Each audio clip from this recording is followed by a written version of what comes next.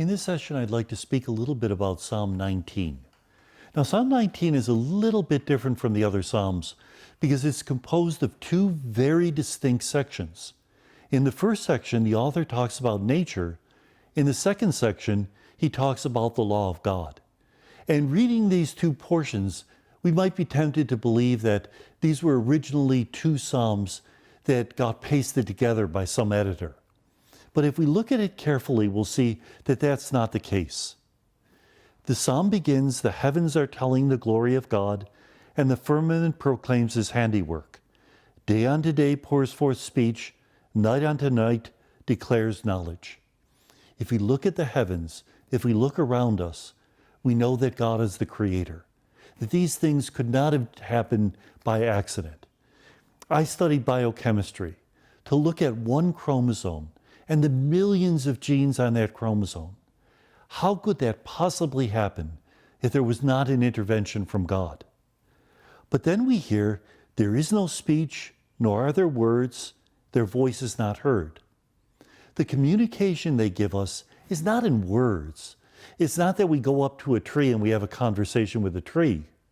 But looking at that tree, we realize who the creator of that tree is, and we have a conversation with God. This keeps us away from pantheism, where we begin to worship nature.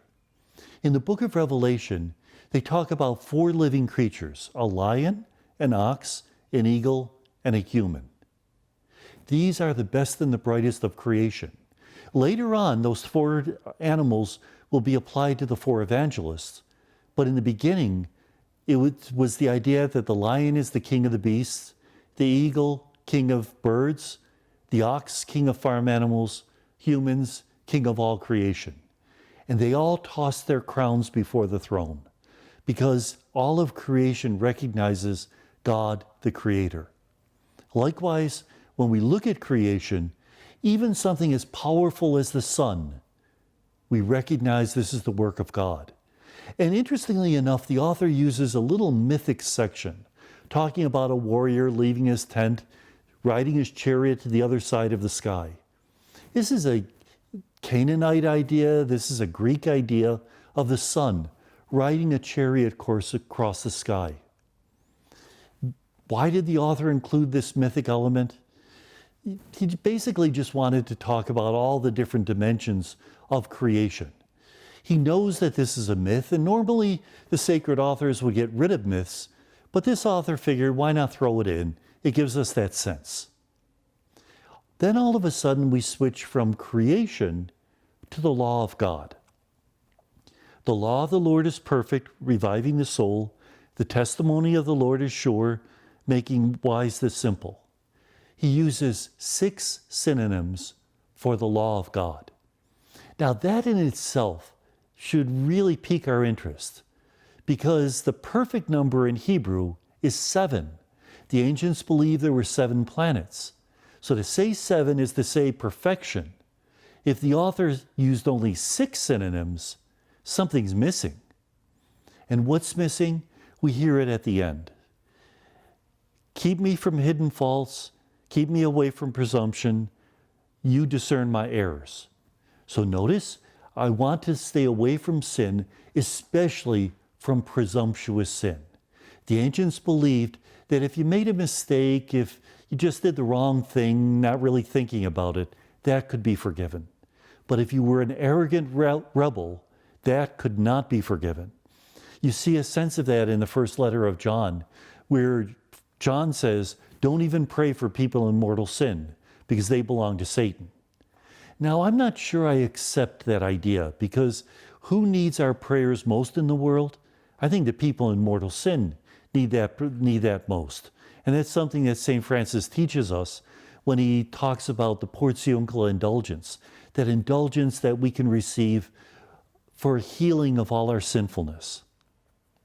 Let the words of my mouth and the meditation of my heart, words of my mouth, my actions, meditation of my heart, what's inside, may they be acceptable in your sight. Remember I told you there are 6 synonyms for the law of God? When do we get to the 7th?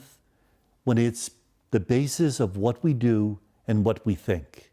that the law is never perfect when it's external, when it's something that's outside of us. It's made perfect when it's inside our hearts, when it's the basis of our actions. This is why Jewish people, very conservative Jewish people, tie a phylactery to their wrist and to their forehead when they pray. Now, a phylactery is a little wooden box that contains some of the law of God. And the idea, may my thoughts and my actions, the forehead and the wrist, thoughts and actions, may they be guided by the law of God. And that's what we hear in this passage.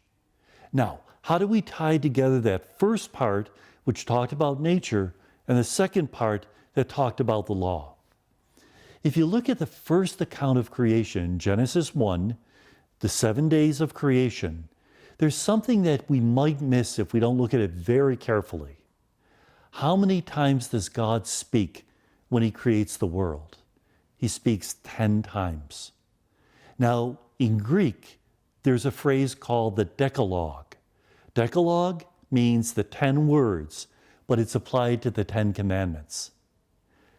God speaks 10 times when he creates because he uses the 10 commandments as his blueprint. The law of God is the blueprint, the architect, which helped God to shape reality. So when we look at creation, we should see a natural law, a law that God has imprinted in everything that's around us. Therefore, the idea of creation and the law do fit together because they're not different ways of revelation. They're tied together at their very core.